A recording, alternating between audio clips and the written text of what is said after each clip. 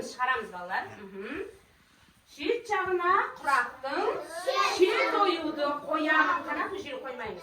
Шет оюды қоясың әуелі. Иә, сосын ортасына оюды қалай оямыз? Бүлтеп тұрып оямыз. Содан кейін қиюласып